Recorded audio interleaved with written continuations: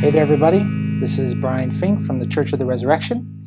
And on this episode of This Old House, I want to talk to you about Holz Hausens. And if you look out the window behind me, you might be able to catch a faint glimpse of a Holz Hausen. And you might be asking yourself, what in the world is that? Well, it's German for wood house, and it's actually a method of stacking wood for burning. My wife and I live with our kids on a farm with a 150-year-old farmhouse, and we burn wood in the winter to keep warm, obviously. And I was looking around for ways to stack wood to dry more efficiently, and I stumbled across this design called a Holz Hausen. And the idea is you build wood in the round, and you kind of stack wood vertically in the middle, and it creates this sort of chimney effect. And ideally or theoretically, the wood dries more effectively or more efficiently.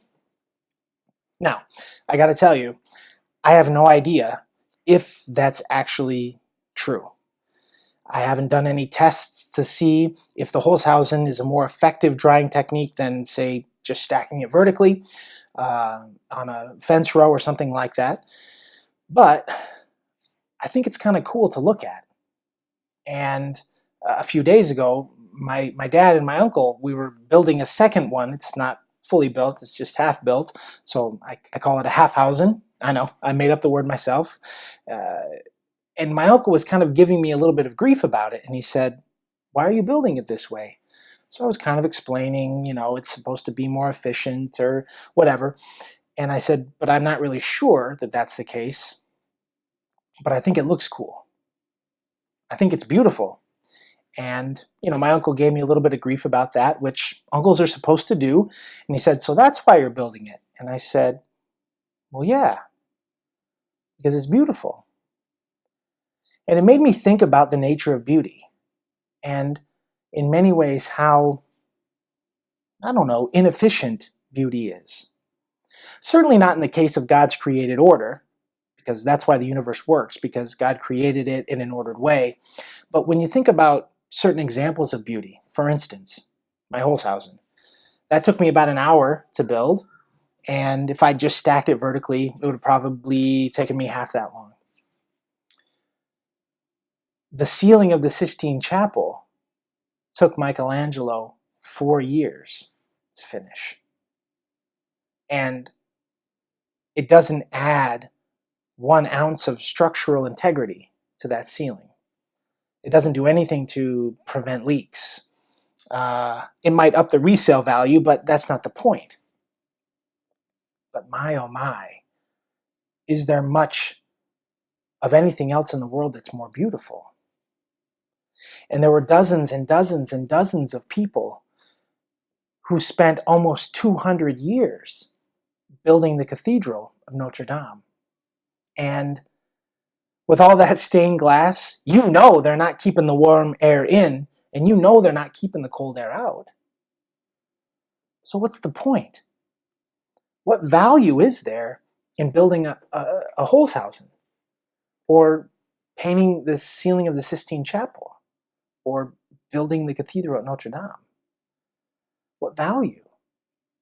It's not efficient. But that might be precisely the problem. That we live in this world that is super efficient.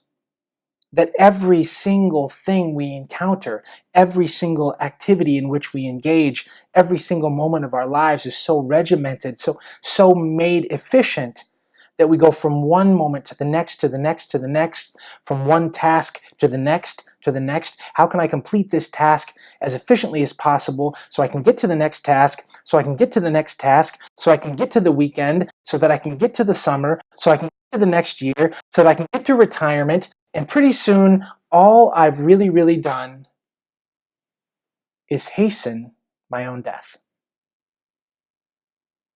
I've become incredibly efficient at hastening my own death. And I might live to the age of 90. But what will those years have been? What will have been gained? And I think it's a really important question for us to ask. Now, don't be worried about beauty when it comes to folding your laundry or doing your dishes or balancing your checkbook. When you got to mow the lawn, mow the lawn. Although I should say, I love a nicely mowed lawn. On the diagonal, ooh, fancy, fancy. And it might take longer, but it's beautiful. And we have to be ready, I think, to sacrifice quantity for quality. I'd rather live 60 glorious years than 90 mediocre ones. And I would rather spend an hour, oh look, there's a bluebird out on the fence. That's the first bluebird of the year. Look at him, there's a pair of them. Man, that's awesome. I love March, I love the spring. I'm sorry I digress, but Edith and I spent an entire summer last summer trying to figure out birds and learn about birds. And we didn't go to the zoo, and we didn't go to the petting zoo, and we didn't go to Disney, and we just went out into our backyard and looked for birds. And we can identify birds now. The birds that are in our own backyard. That's beautiful. And certainly there's beauty in the ordinary. Of course there is. There's beauty in bluebirds and in the buds on the trees and in Holz Hausens. But beauty itself is never, ever ordinary. Because beauty is the effect of God's creative activity. The effect of who He is reflected in the world around us. And so can we just stop, please, and smell the roses? Can we just pause for a moment and not count calories, but enjoy? Can we look at the ordinary things in our lives and take that couple extra minutes of our commute to bypass the industrial complex and the traffic jam and drive by a park or by a school with kids playing on the playground? Can we find beauty in the ordinary and recognize that beauty is never ordinary? I hope so. All right, well, that does it for this episode of This Old House. I'd love to give you a closer look at the Holz Hausen, maybe in another episode. God bless. We'll talk to you soon.